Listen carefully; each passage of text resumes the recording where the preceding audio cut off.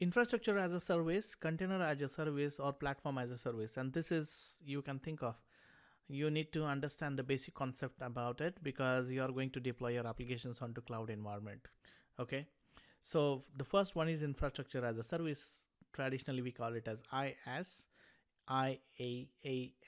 infrastructure as a service. Second one is container as a service, which is like CaaS. And the third one is PaaS, platform as a service. There is a third aspect as well, which is software as a service, but we are not going to cover it here because if software is ready-made built for you to just use it, there is nothing you can actually develop it, right?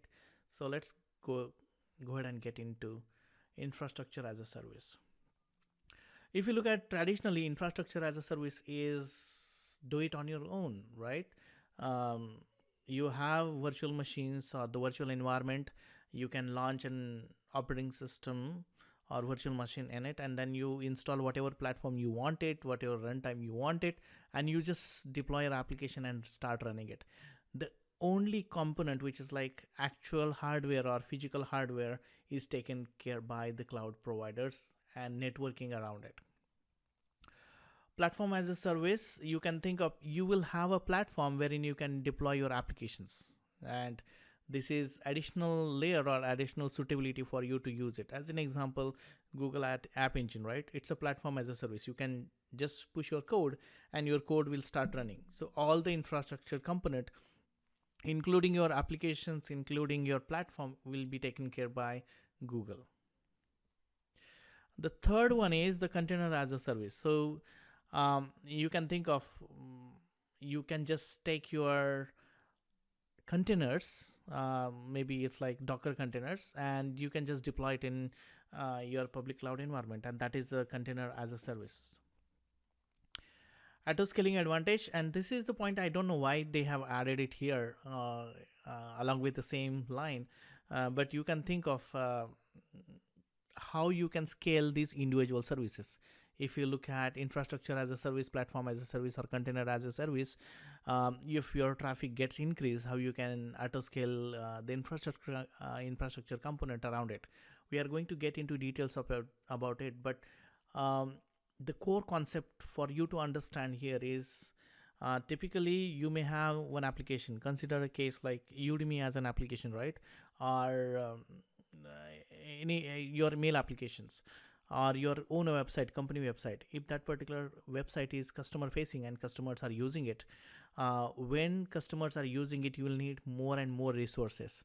When customer is not using it, like in night time, you do not need all that resources which you need it in the daytime. Or if your website actually serving only vacation time, like only going to scale in the weekends, then you do not need you don't have to pay for the whole weekdays, right? Because that's where the website is not that much used or utilized.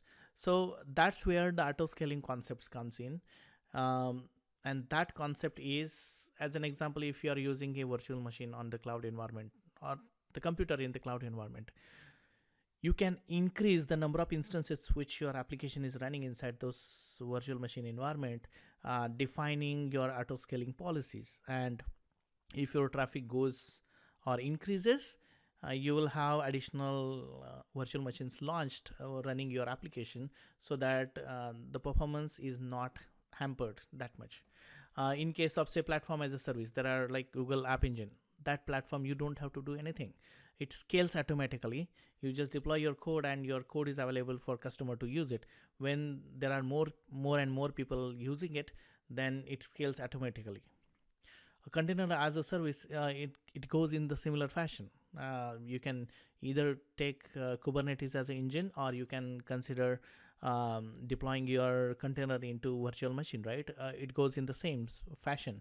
You can define auto scaling policies, and your resources, background resources or the backend resources, will scale based on your need, and that is the advantage of auto scaling policies. If you look at traditionally, I was planning to create a nice image here, but I just went ahead and got this particular image from the web, and I'm just using it because we already know all these concepts. I'm just reiterating that. Traditionally, if you look at infrastructure as a service, if at all you have to understand the core concept, the networking, storage, servers, and virtualization up to this particular layer, this is taken care by the cloud provider. And what you do is you just identify your operating system, you run containers if at all that is what you want to run it, or you run any your applications, you define your runtime, you manage your data, you manage your applications. So all of that is taken care by you, and cloud provider only manage up to virtualization. If you look at container as a service, right, that's where you know the cloud provider is taking care about your the containers or up to containers, and then you deploy your applications, you define your runtime, and then you run your application. If at all you're looking at a platform as a service, which is like even the runtime is provided by the cloud provider, you just manage your application and the data around it. So that's so this is one of the articulation. This is not the exact or the same understanding which everyone has it, but this is one of the flavor you can think of as an understanding about infrastructure as a service, platform as a service, or container as a service.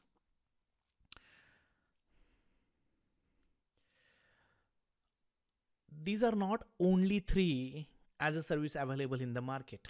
If you look at, we just said infrastructure as a service, or container as a service, or platform as a service. There is function as a service, there is software as a service, there is data as a service, right? DaaS. Or there are so many things out there in the market which is provided as a service, and it could be anything, right? So if at all we want to understand what is that, it is available for us in any cloud environment. You can think of infrastructure as a service as a Google Cloud Platform, or Azure, or AWS, or Google Cloud, or Alibaba Cloud. All of those are providing virtual machines. So it's a plain simple virtual machine. You can just launch it, and then you deploy or install all your software, or you can customize your operating system based on your need, right? So all of that is available for you to do it, and you have full control on virtual machine, whatever you install, whatever resources which you provide, and that is infrastructure as a service example. Container as a service, you have GKE, Kubernetes Engine, or ECS, or ACS. In fact, AWS and Azure started offering Kubernetes Engine cluster, right? So that is available for you to use it. Even GKE now, they are changing the name to Kubernetes Engine, plain simple Kubernetes Engine. Earlier they used to call it as a Google Container Engine, where they took the K from Kubernetes. So Kubernetes is available on all three platforms as a platform container service. Application platform, you have so many other options as well, like Heroku, PCF, or any other, but you can actually have these applications platform onto your cloud environment as well. But these applications platforms are ready to use. You can just start using it. Function as a service, you have Cloud Function in Google Cloud Platform, Lambda in Amazon AWS, and Azure Functions in Azure platform. And you have so many other cloud platforms, right? Which is Salesforce, Oracle, or SAP. So Oracle, it's not a database, it's a e-business suite. Whatever CRM they have it, and they are offering that as a platform service, software as a service.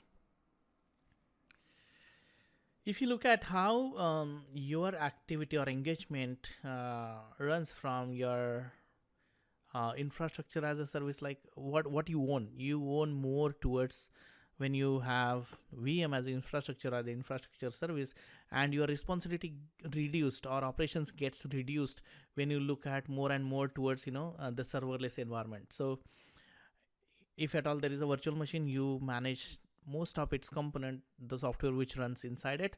Container, you have little bit operational overhead, but not too much as you have in virtual machines.